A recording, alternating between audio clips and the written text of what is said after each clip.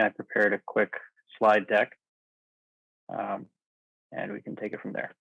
So I'm going to go over a little bit of my education background, my internship experience, explaining how and where and why I chose the direction that I chose my career to go in, some work experiences, and I'll stop for Q&A. So I graduated from Rutgers University, that's based in New Jersey in the US, with a BS Mechanical Engineering, concentration in energy systems. And some of the relevant coursework is listed there: thermo, fluids, vibrations, CAD. Some of the courses that some of the other speakers here spoke of that were relevant for me then and are important for me in every role that I've had since. I graduated in 2016, so it's been about 7 years since I graduated. In college, I held internship and co-op opportunities in 3 different industries: the automotive industry, manufacturing, and pharmaceuticals. Pharmaceuticals, medical devices, similar concept, but more or less the same field. This was really important for me to get an idea of which direction I wanted to take my career. It was quickly apparent to me as a mechanical engineer that you can go in many different directions. I talk about that here in the next slide. Where do you go and which direction do you take? I've only listed 6 of the industries that were apparent to me right off the bat. And in this conversation we've had here today, a few more have come to light that I didn't highlight, but it all just goes to show that as a mechanical engineer, you are very versatile. You can address and you can find value and add value in multiple different industries. And it's kind of important for you to decide where you want to go because of the few things I've listed here. There's lots of different directions you can take a mechanical engineering degree and be successful and be relevant and applicable. Switching industries is not easy. I've learned this through the couple switches that I've made in my post-college career, and I'll explain that here shortly. But the important thing for you to consider is where you want to go in terms of what resonates with you. What do you enjoy? Where do you find passion?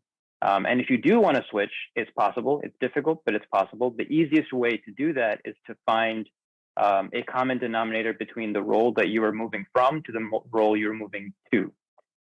Many industries look for folks with relevant experience because of industry-specific knowledge that they are hoping that the new candidate has. We'll use medical devices, for example. They look for folks that have federal experience with federal governing bodies, FDA, or in space concept, FAA experience.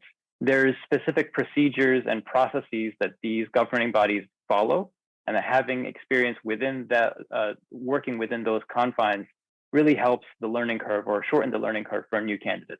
It doesn't mean that you can't switch into those industries. I've done it a couple times, and it just shows that you need to find a common denominator or something that makes you relevant to go into those fields.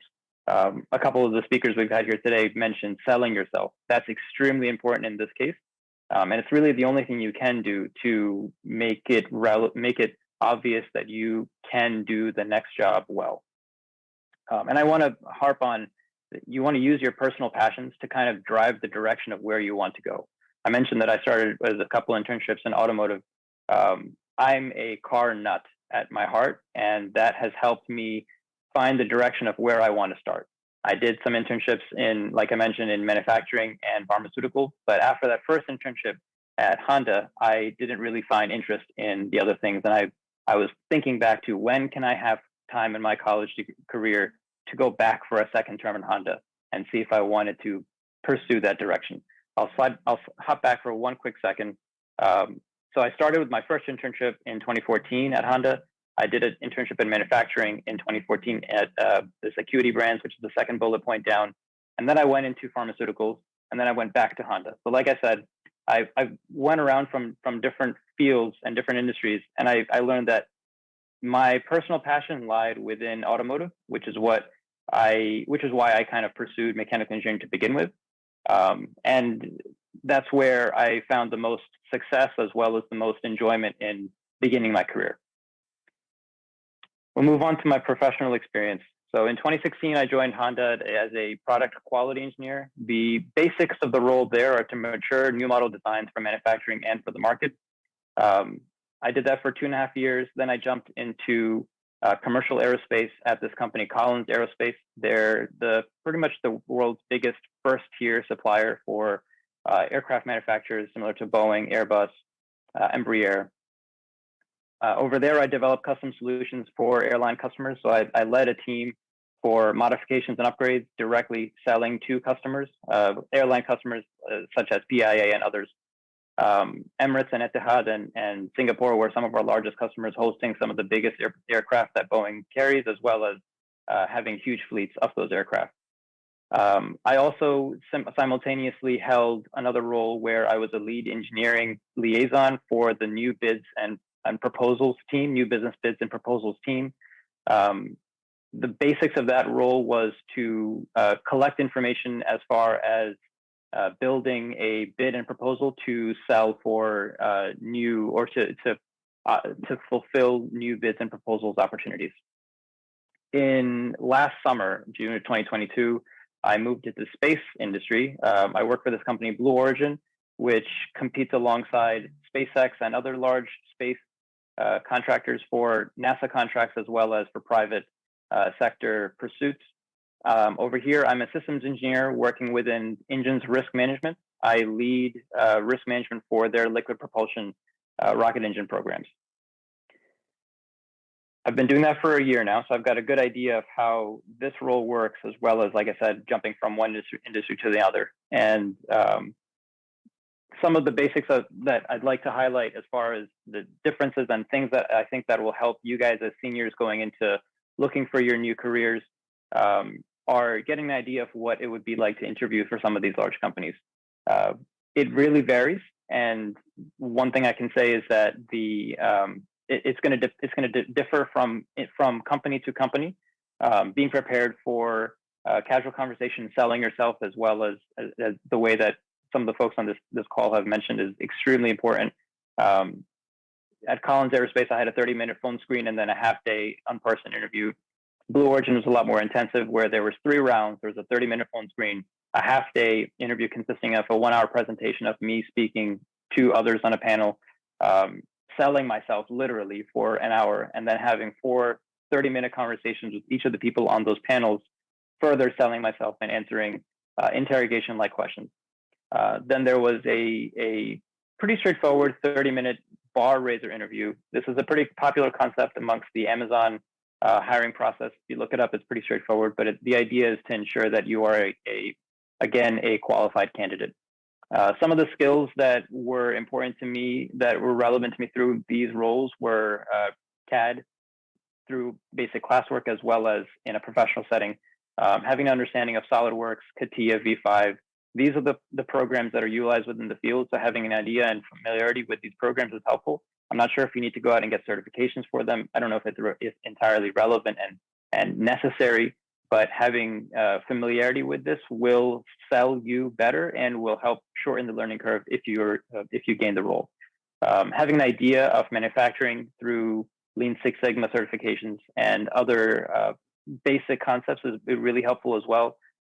Any company that produces a product for an end customer, that basic understanding of manufacturing will be really helpful.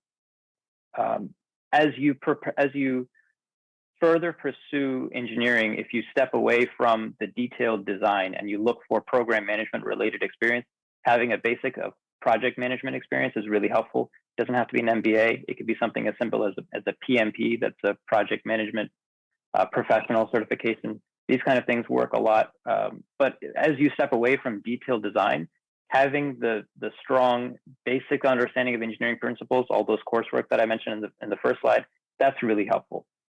Being able to speak engineering jargon with folks that are engineers when you're outside of the design role is really important. Being able to connect with them, like a few of the folks before me mentioned, that's really, really helpful. And the more detailed or deep your product is, the stronger that principle, those engineering education principles go, the better you'll be able to perform. That's all I put together. I know it's a short time, but I want to leave some time for Q&A. Is there anything that comes to mind? Faizan, Mr. Faizan, there's a question in the chat. The last one from Asim Khan. Asim, would you like to read your question? Yeah, sure. So, Mr. Fazan, you have currently working in risk management field. So, how is it associated with mechanical engineering? Is it related to maintenance, or what? Can you please guide about it? Yeah, sure. So risk management in the sense of technical risk management. I am deeply integrated in each product's team's technical product development, and I'm evaluating the risk of their product being able to meet the design requirements. It's something along, I mean, design is one aspect of it, but you're looking at every aspect: design, supply chain, manufacturing, basic safety, things like that, right? The idea is we're hoping to launch a rocket, and rockets have turbo machinery, for example. Can the turbo machinery produce the thrust that it needs to, or do the basics of what the design requirements are successfully? Will it do it reliably? Can we produce it? Is it manufacturable? Can we source the hardware? All of those kind of things. So I'm saying I'm doing risk management from a technical perspective, but also at the same time in this role, it's a little bit removed from the detailed design. I'm not going through CATIA drawings all day. I'm considering from a more program management perspective, while still having a detailed understanding of the product and the engineering principles behind that product. Is it successful or is it not? That's the basics of what I mean by risk management. I don't have that experience myself. I also have not worked with colleagues or friends that have pursued a career in that industry. But at the same time, I'm going to harp on again that mechanical engineering is very versatile. It sets you up for having a basic understanding of how all things physical in the world work. So if you gain on the job experience to make yourself relevant as a mechanical engineer in a semiconductor industry, I think that's totally fine. I don't see a problem in why you wouldn't be able to succeed there. There's always advantages and disadvantages to each of these industries that certain roles have. Example, in the space industry, a lot of my colleagues come with aerospace specific background. Their education coursework within college is slightly different than a mechanical engineering coursework, but at the same time, the basic engineering principles are the same. Whether they've gone further in depth of fluid dynamics because that's more relevant for them, that may be the difference, and you may have to cover up that slight gap through further education on your own if that's something you pursue, or more detailed on the job experience. But I don't see a reason why you would not be able to find a role that works for you in that industry and make a way to pave a way to success.